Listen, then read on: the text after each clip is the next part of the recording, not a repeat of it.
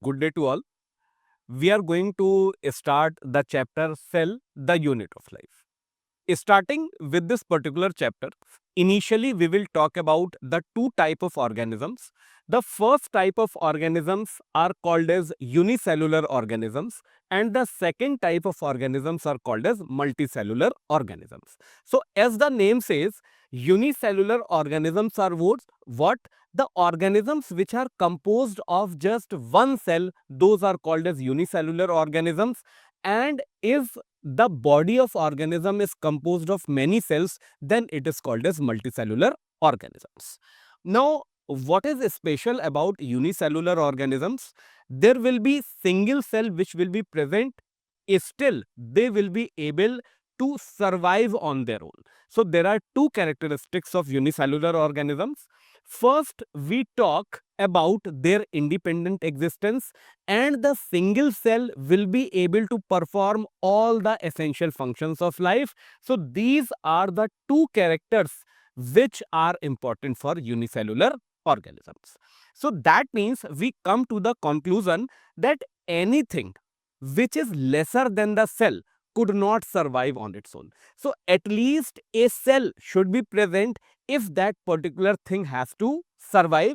So that is why we say that cell is the structural and functional unit of life. So this particular statement is proved over here. Now coming to the scientists who worked on the discovery of cell.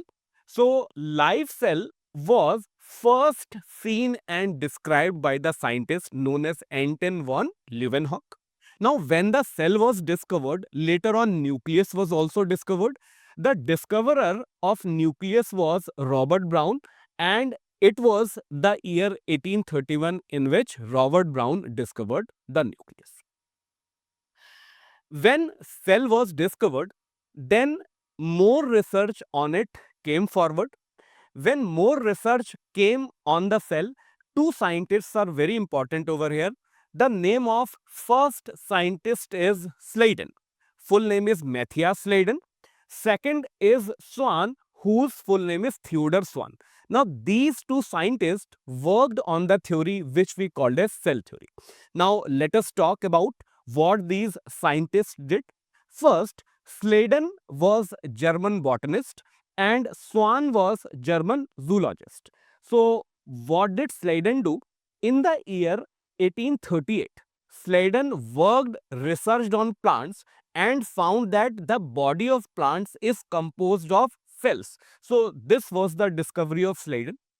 Later on, if we talk about Swan, initially Swan was zoologist. He worked on the animal cells and he found that a very thin layer is present around the cells, and this particular layer is known as plasma membrane today.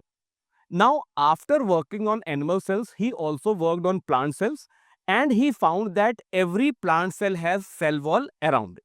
So these were the findings of Sladen and Swan, and together they formulated the theory, and this theory is called as cell theory. So the statement which came forward was that all living organisms are composed of cells and the products of cells. So this was the cell theory as per Sladen and Swan. Now there was a shortcoming of this theory, and the shortcoming was that this theory did not explain that how new cells are coming. Now this particular shortcoming was removed by a scientist. The name is Rudolf Virchow, and he did the research in the year 1855. Now what did Rudolf Virchow do? He gave a small statement which says omnis cellula e cellula. What is the meaning of omnis cellula e cellula?